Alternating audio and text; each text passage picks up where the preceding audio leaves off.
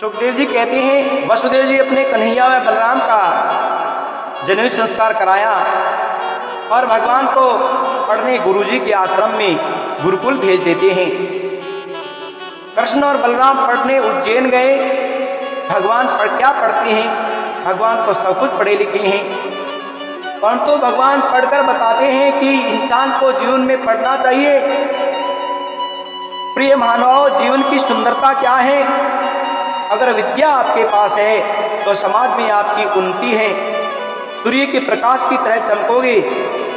अगर हमारे पास विद्या नहीं है तो ऊपर से कितने ही सुंदर हो जाओ, जीवन सुंदर नहीं बनेगा। कन्हैया पढ़कर बताना चाहते हैं, भैया बचपन में ही पढ़ लो, जीवन में बड़ी शांति रहेगी।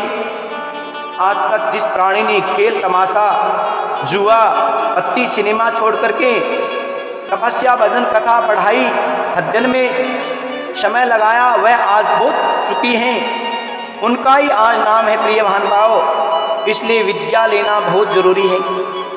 विद्या जीवन में काम आती है, साथ भी रहती हैं। भगवान ने 64 दिनों में 64 विद्या यानी कला का सीख लिया। भगवान कहे गुरुजी हमने आपसे विद्या ग्रहण की है, पढ़ाई पूर्ण हो गई है, गुरुजी दक्षिणा दे दूं? गुरुजी कहे मैं आपको क्या पढ़ाऊंगा, आपके श्वास से वेद प्रकट हुए हैं। कृष्ण वंदे जगत गुरु, आप तो जगत के गुरु हैं, मैं आपको क्या पढ़ाऊंगा?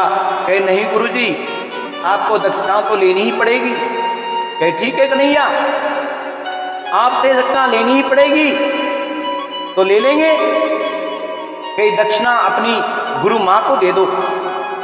भगवान गुरु माता के पास आते हैं। कहे गुरु माता, गुरु माता का जवाब क्या है? गुरु माता कहती हैं मेरा जवान बेटा समुद्र में डूब गया। जवान बेटे की मौत का बहुत दुख था। गुरु माता कहती हैं कन्हैया अगर आप दक्षिणा देना ही चाहते हो तो मेरा पुत्र लौटा दो, समुद्र संसार में खो गया है।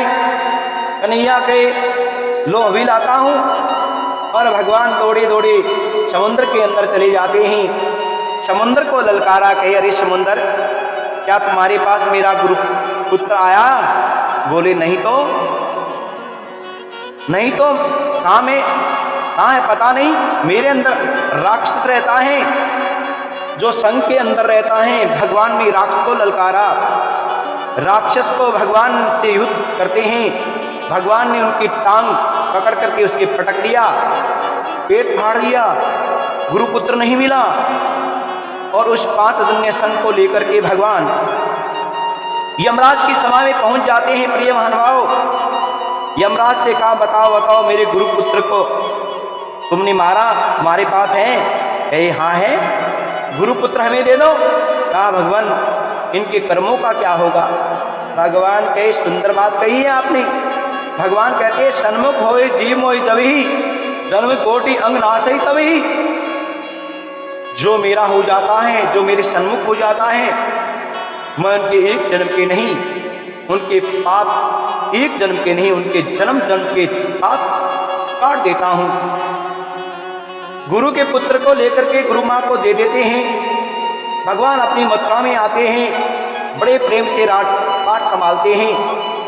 प्रिय श्रोताओं, अब ध्यान से सुनना।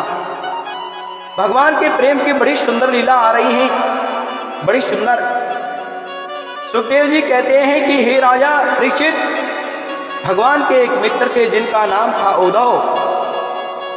साक्षात बृहस्पति के शिष्य थे, बुद्धिमान थे, मंत्री पद पर थे।